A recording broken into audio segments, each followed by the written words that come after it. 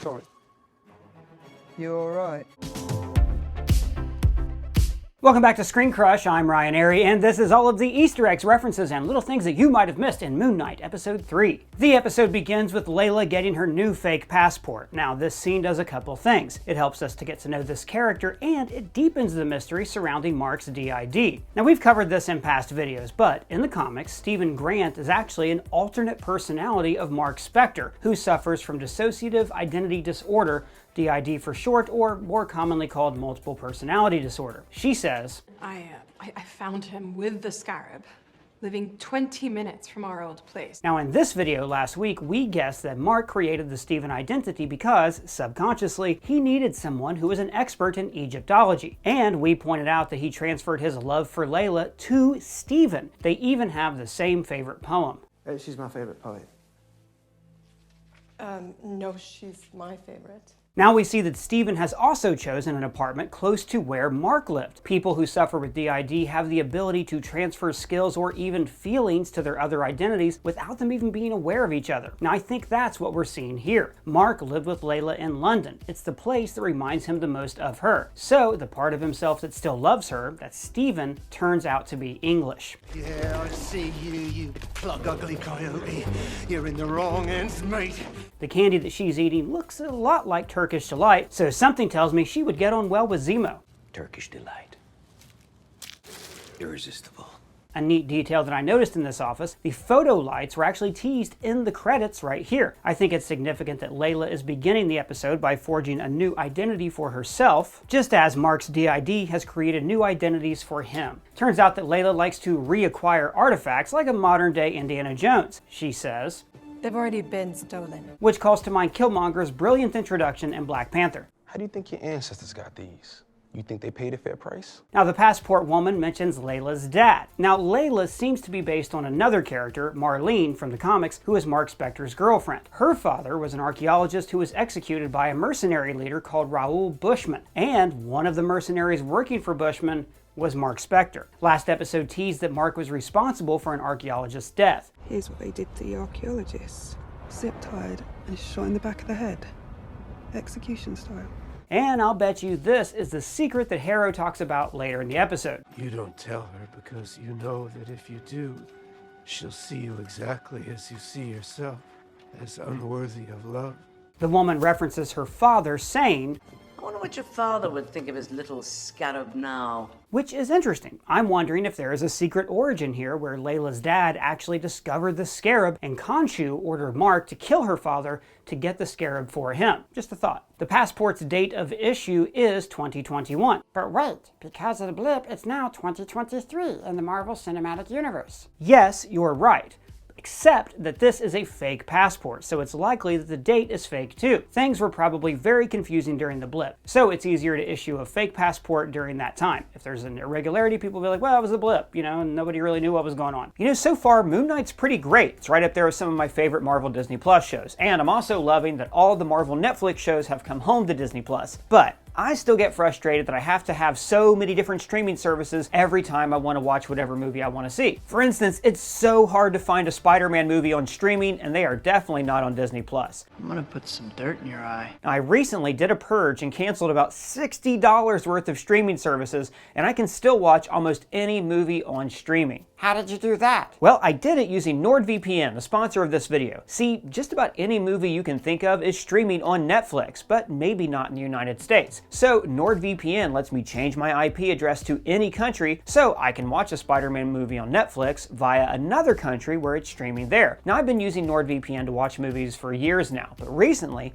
I started using their new feature, Threat Protection. A couple months ago, I got some really bad malware on my computer, and a virus hijacked my browser so I couldn't get rid of a malware Chrome extension. Big pain in the butt. I wish that I would have had NordVPN's Threat Protection because they could have prevented this. Threat Protection protects from malicious malicious sites, downloads, trackers, and intrusive ads. It's actually the only ad blocker that I use right now. So let's just say that you click on some suspicious attachment accidentally. Threat protection deletes that download before it finishes, protecting your desktop from getting infected. It's also very easy to use, and it runs even when your VPN is not active, which is huge because you may not always be in the habit of connecting your VPN as soon as you log on. So if you go to nordvpn.com/screencrush or click our link in the description, you get a huge discount on a 2-year plan and 1 month for free. Now that free month is only available through YouTube, so click the link in the description or go to nordvpn.com/screencrush and get your computer protected today. Back to Moon Knight. The first shot after the Marvel logo is of real sand, unlike the fake out that we saw at the beginning of episode 2. Now earlier I mentioned that Layla is like Indiana Jones, and actually there are a lot of similarities to this story and Raiders of the Lost Ark. We have the adventurer who leads 2 lives, whose romantic interest is a woman from his past, and the adventurer knew her father. Now this unseen father had an artifact that led to a secret burial place, and the villains get a hold of the artifact and get to the area first. Except in Raiders, the heroes get to the real dig site before the villains.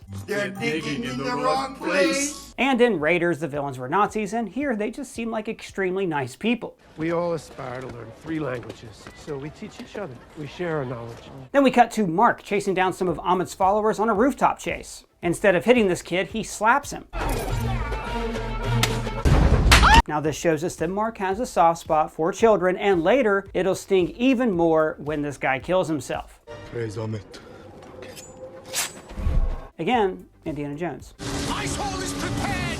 How's yours? Marc hesitates when he sees Steven's reflection in the blade. Marc's big problem in this episode is that he keeps fighting near reflective surfaces. Don't do it, Marc. And then we get this.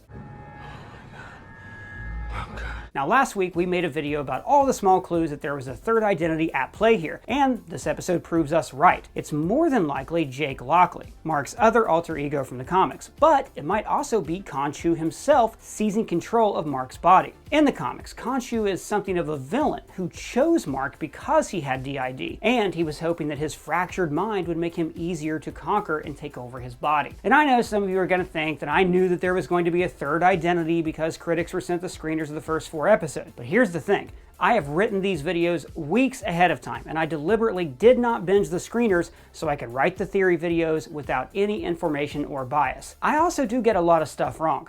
Not the beast! Ah! Khonshu then decides to appeal to the other gods, causing an artificial lunar eclipse. Yeah, how does that work? Does he like move the moon really fast? Does he actually move the stars later on like he's spinning a globe or something? And how does it... Buddy, Yeah? I have no idea. Sometimes it's best that we say it's magic and move on. Oh, it's magic. I know. During the eclipse, we see the Cairo landmark, the Mosque Madrasa of Sultan Hassan, a 700-year-old architectural wonder, and also the Sphinx, which, okay. In the comics, Kang the Conqueror traveled back in time to ancient Egypt to become a pharaoh, basically because he was bored. The Sphinx was his technological headquarters, which he abandoned. Now I'm saying all this because this could be a nice way to tie Kang into this show, and also because there were a few issues of the West Coast Avengers where the team time traveled back in time and Rama Tut had Hawkeye captive inside the Sphinx, and then Hawkeye spoke to Khonshu, and Khonshu delivered a message to Marc Spector in the future to save them. It's just a really, really fun run of comics. Can we get back to the show, please? Yes, sir. Khonshu brings together the Ennead, who were teased in episode 1. The Ennead, you know, like the supergroup of Egyptian gods. You know, you got Horus, Osiris, Tefnut, Shu. Stop. Now we're working on a whole video about the Ennead that will address a lot of these questions about them, including how they fit into the MCU and why they don't help out with humanity anymore. So subscribe and ring the bell so you don't miss it. The Ennead are characters in Marvel Comics who mostly appear in the Thor books, so we are kind of in uncharted waters here in this show. So it is interesting that Steven says the Ennead are 9 gods, but here we only see 5. Now it could be that 4 of them had other stuff to do, or that Khonshu and Ammit used to be part of the Ennead. Another possible member is Bast, the Panther god who is worshipped in Black Panther. And actually, we covered the connection to Khonshu and Bast in this video, which also explains how Khonshu could have a role in resurrecting Eric Killmonger in the MCU. When the gods speak through their avatars, their eyes roll up in their heads, just like when Marc switches identities. Now, this is actually a real symptom of DID, but here it kind of lends credence to the idea that Khonshu is the one who caused Marc's DID to begin with, and that he would have done this to fracture Marc's mind. Or this could lend credence to the idea that there is no Khonshu, and he is just another one of Marc's personalities. Now we do get some hints that the gods have fallen out with humanity. I was banished for not abandoning humanity unlike the rest of you. And actually, this was foreshadowed back in episode 1. When Stephen is reading about the Ennead, he reads a passage about the great rift between God and man that I'm sure is going to be explained more in future episodes. In the comics, the Egyptian gods are all from another different dimension, rendered as like a big floating pyramid that they call the Celestial Heliopolis. Harrow is called before the Ennead and distracts them with a lot of good old-fashioned whataboutisms. No, Khonshu is unhinged, and his servant unwell. It's interesting that both Marc and Khonshu are considered insane by their peers. Might be another reason why Khonshu sought Marc out. After the meeting, Marc hits the streets in a Cubs hat, a nod to his comic book hometown of Chicago, Illinois. Then he and Layla look for the sarcophagus together. Notice she's wearing a crescent moon necklace that later doubles as a weapon.